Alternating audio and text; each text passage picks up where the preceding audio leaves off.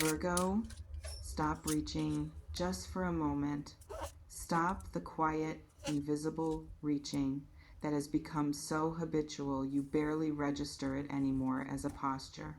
The mental checking, the subtle adjustments you make to your availability, your tone, your timing, trying to engineer a proximity that should be arriving on its own without requiring that much effort from you. Put it down, because what is coming will not be caught by reaching for it. It will arrive precisely when you stop. I see a figure standing completely still in the middle of something that is moving around them.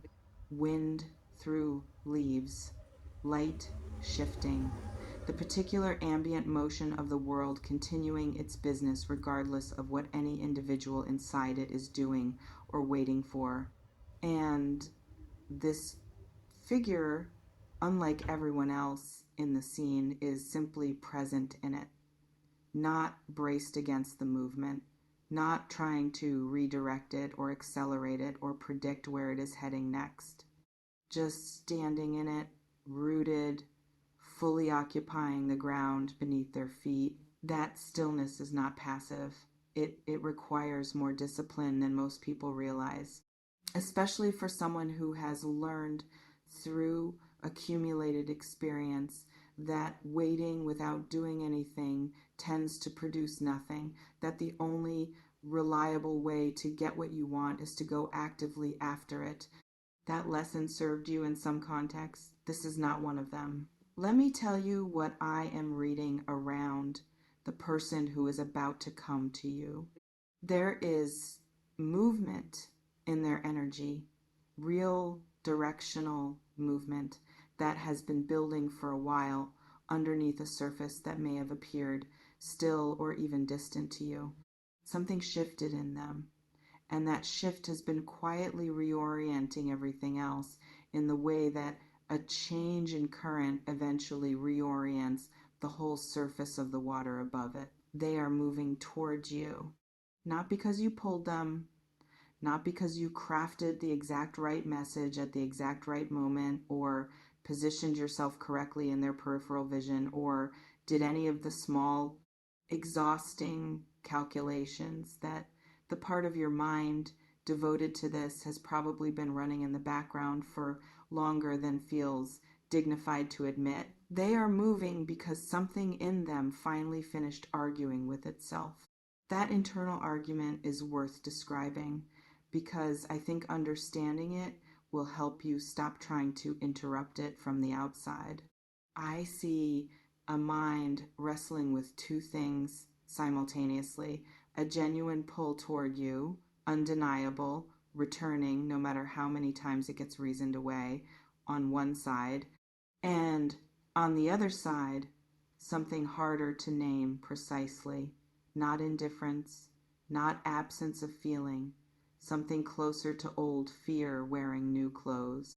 The specific resistance that forms in people who have wanted something real before and paid for that wanting in ways they are not eager to repeat. They have been sitting inside that tension.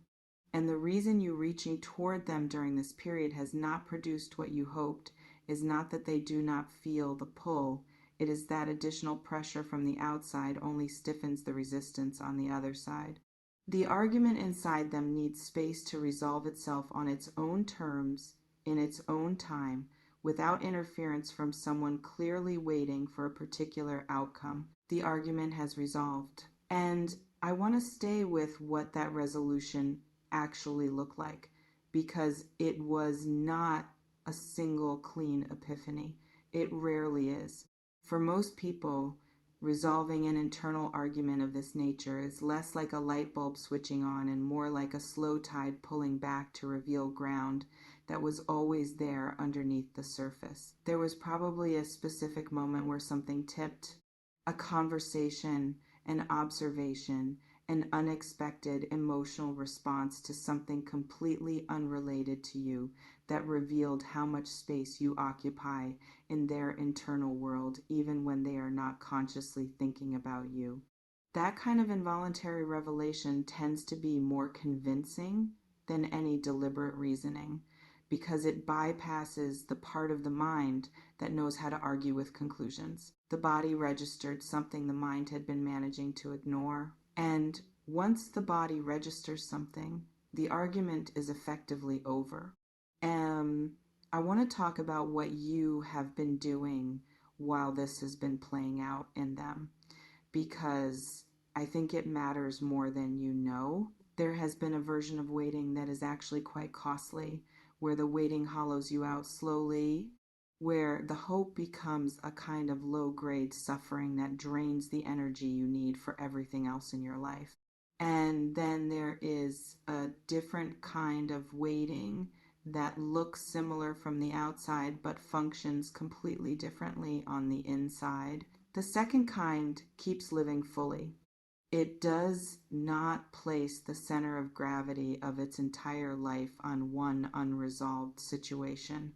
It continues building, continues tending to other things that matter, continues becoming more fully itself regardless of what one particular person decides to do or not do. If you have been doing the second kind, even imperfectly, even with some days falling into the first kind before you caught yourself and redirected, that is what has been working in your favor while you were not paying attention to it as a strategy. Your living fully has been the most magnetic thing about you during this period, far more magnetic than any specific thing you could have said or done to accelerate their arrival. I see a letter in this reading, and I want to describe it carefully because the image is specific enough to matter. Not a text, not a notification on a screen, something that took more deliberateness than a thumb moving across glass. The equivalent of a letter, something composed rather than dashed off, something that went through more than one draft before arriving at its final form. The content is not light. I can see from the quality of energy around it that whoever composed this spent real time with it, crossed things out, rewrote certain parts not because the feeling changed, but because the first words were not honest enough, not accurate enough to the actual size of what they were trying to say. This is not an impulsive reach. This is someone who has finished doing the internal work and is now attempting to translate that work into something you can actually receive. The translation is imperfect, as translations always are, but the intention underneath it is genuine in a way that imperfection cannot undermine. Let me ask you something I want you to sit with honestly.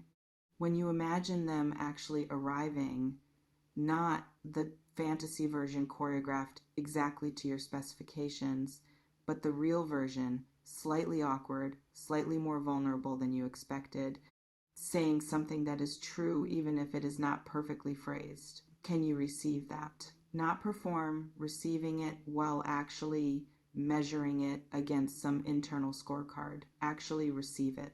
Let it land in you without immediately converting it into evidence for or against some conclusion you have been building toward in the back of your mind. That capacity for genuine receiving is the thing I am most interested in for you right now.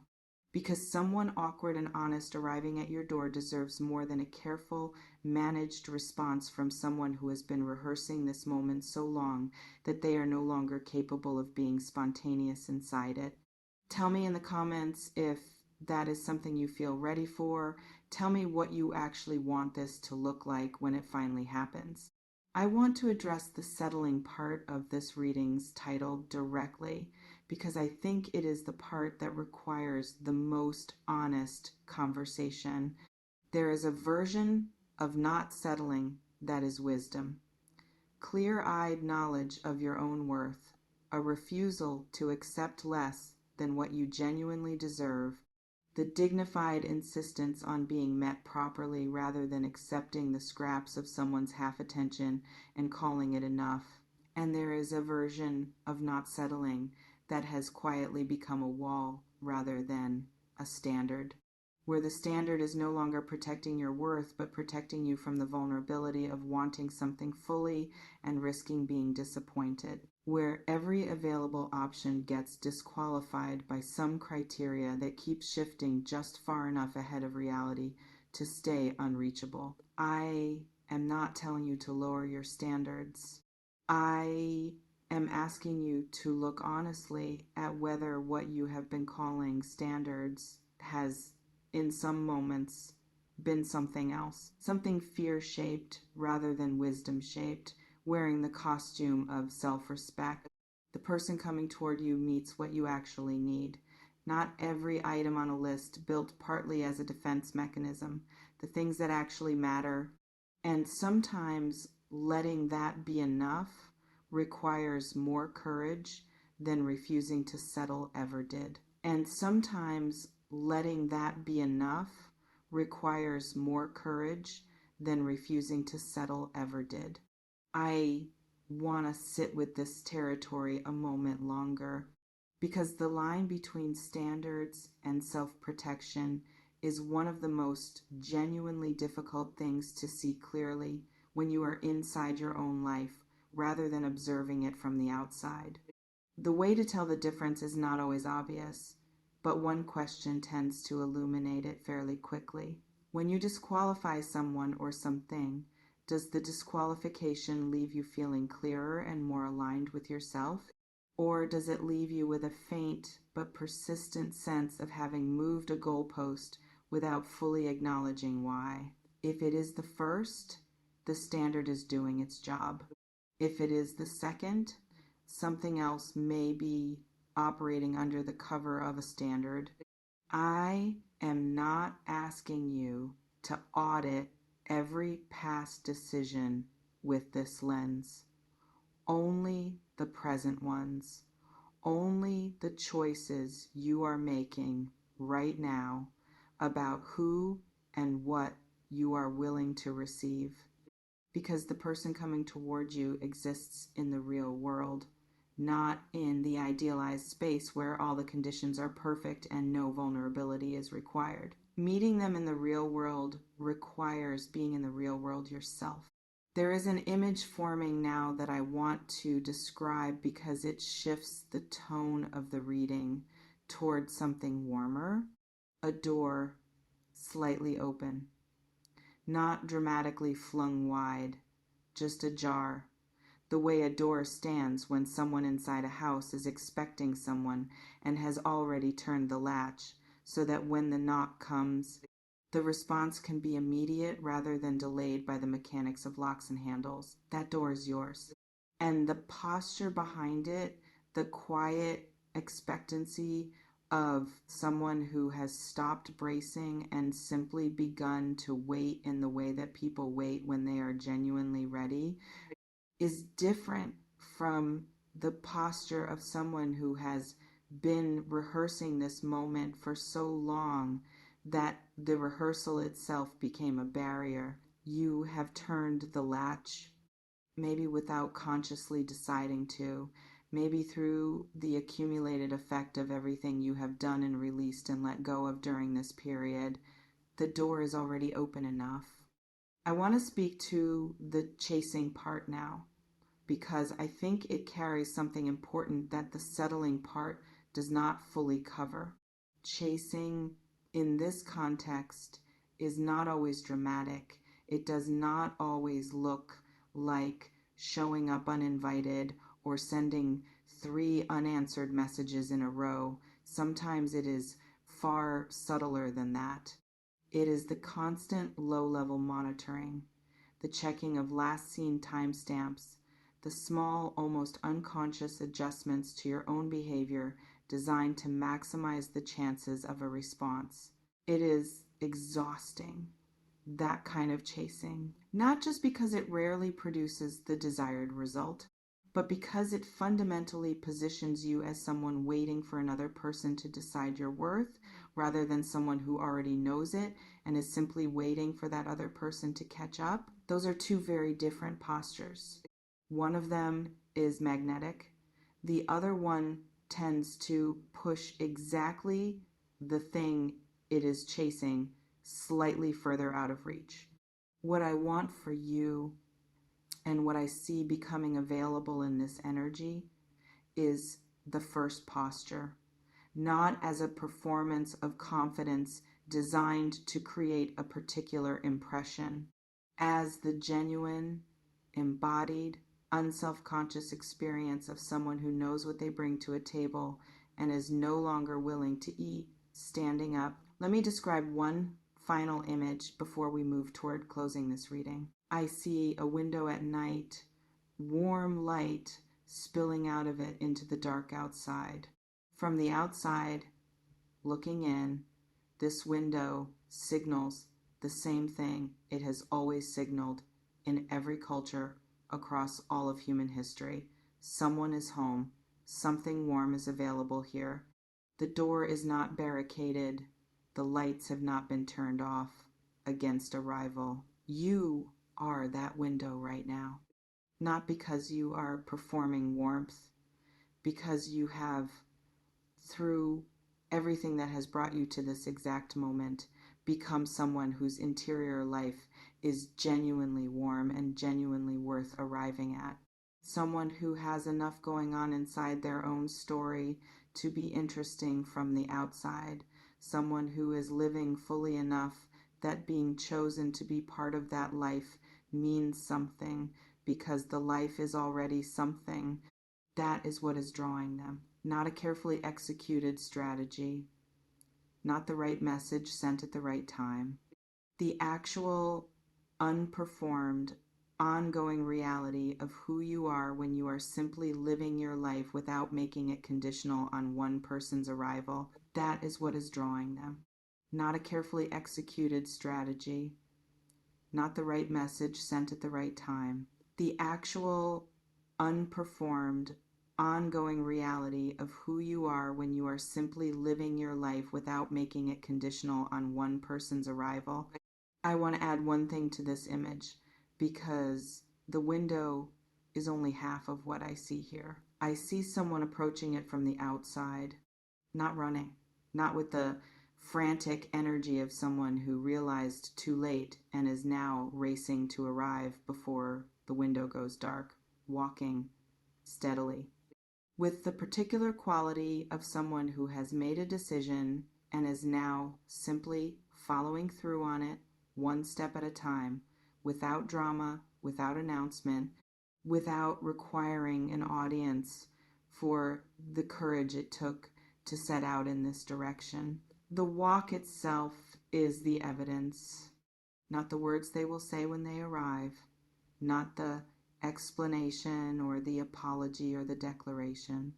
The fact that they turned in your direction and started moving without knowing for certain what they would find when they got there says something that no amount of carefully chosen words ever could. They chose the direction.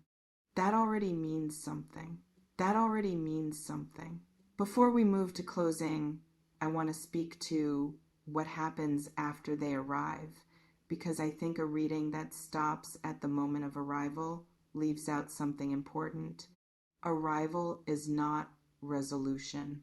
It is a beginning of a different kind of work, one that requires different things from you than the waiting did. The waiting asks you to hold your ground without external confirmation, to trust something you could not yet see or touch, to continue being fully yourself in the absence of the thing you wanted most.